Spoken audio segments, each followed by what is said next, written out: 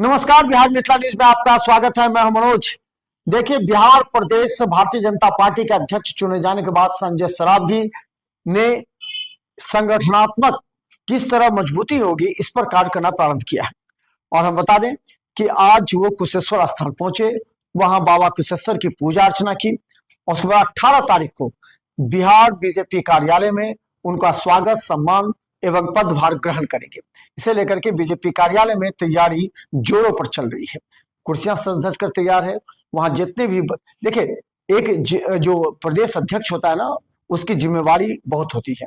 वो तमाम मंत्रियों से भी संपर्क में रहते हैं ताकि प्रदेश की जनता को अगर कहीं समस्या है या फिर भारतीय जनता पार्टी के कार्यकर्ताओं को अगर कोई समस्या है तो उसकी दूर करना ये भाजपा प्रदेश अध्यक्ष की जिम्मेवारी होती है।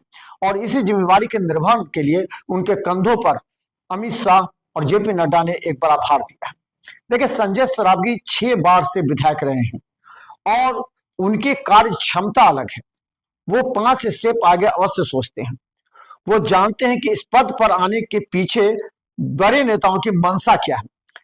देखिए, भारतीय जनता पार्टी के कार्यकर्ता और नेताओं में जो थोड़ी सी आपस में ईर्ष्या, द्वेष, मनमुटाव पैदा हुआ था, उसे संजय सरावगी दूर करने का प्रयास करेंगे। भारतीय जनता पार्टी से जो नेता अलग होकर के कहीं चले गए थे या साइलेंट हो गए थे, उनको भी सक्रिय राजनीति में भाजपा में लाना पड़ेगा।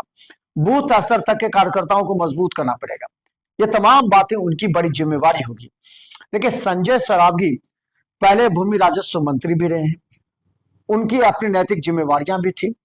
हालांकि वो जानते हैं कि इस बार चुनाव में उनको अपने ही दल के कुछ लोगों का विरोध का सामना करना पड़ा। इसीलिए वो अच्छी तरह जानते हैं कि किस तरह पूरे बिहार में भारतीय जनता पार्टी के वो तमाम कार्यकर्ता, नेता जिनकी निष्ठा भाजपा के साथ रही है, उसको कैसे वापस भारतीय जनता पार्टी में शामिल कर भारतीय जनता पार्टी को मजबूती प्रदान करे। इसके अलावा बंगाल चुनाव आने वाले हैं। बंगाल चुनाव में बिहारी लोगों को प्रभावित करने के लिए संजय सरावगी को ऊपर जिम्मेवारी भी दी जाएगी। संजय सरावगी अपनी टीम तैयार कर सकते हैं, नया टीम बना सकते हैं या पुरानी टीम को रिन्यूअल कर सकते हैं।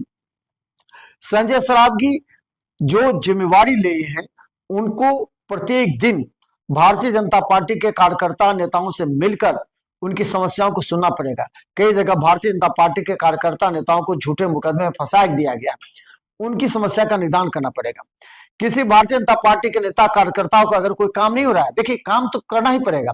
कई ऐसे कर्मचारी भारतीय जनता पार्टी के नेता हैं जो उनके क्या कहा जा सकता है, जो उनके साथ रहते हैं, तो उनको भी जीवन यापन करने के लिए कुछ संसाधन चाहिए। उस संसाधन को अगर स्थानीय प्रशासन नहीं मानता है तो उसे काम कराने के लिए संजय सरावगी कर सकते हैं, फोन कर सकते हैं। संजय सरावगी किसी मंत्री को भी कह सकते हैं, देखिए, अमुक कार्यकर्ता और नेता भारतीय जनता पार्टी के लिए काम कर रहा है, इसकी मदद करे ताकि इसका व्यवसाय चल सके, इसका रोजी रोटी चल सके और ये भाजपा का कार्य कर सके। इसके अलावा बता दें, जो भाजपा का बजरंग दल है, अलग अलग विंग से आरएसएस है, उस विंग को मजबूत कर सके। देखिए, गौ हत्या से जुड़े हुए मामले पर संजय सरावगी पहले भी इसके संयोजक यहाँ रह चुके हैं बिहार में, तो इन तमाम मुद्दों पर संजय सरावगी कार्य करेंगे। ये सबसे बड़ी उनकी जिम्मेवारी होगी। और संजय सरावगी आज कुशेश्वर स्थान में पूरी से पहले, याद कीजिए, खरमा से एक दिन पहले जैसे ही उनका मनोनयन हुआ, जब पत्र मिला हाथ में, सीधे पटना से चले आए दरभंगा श्यामा मंदिर में उन्होंने 14 तारीख की रात में पूजा अर्चना कर ली। उसके बाद फिर 15 को पटना गए और हम बता दें, उसके बाद फिर पटना से कुशेश्वर स्थान बाबा कुशेश्वर की पूजा अर्चना करने के बाद दरभंगा, और सुबह सुबह वो पटना जाएंगे, जहां भाजपा कार्यालय में तमाम बड़े नेता होंगे, दोनों उप मुख्यमंत्री होंगे।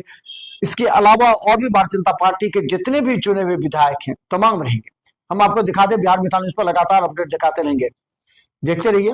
और इस खबर के आगे हम आपको दिखाएंगे, नितिन नवीन के राष्ट्रीय कार्यकारी अध्यक्ष बन जाने के बाद 2 मंत्री पद खाली हुआ है।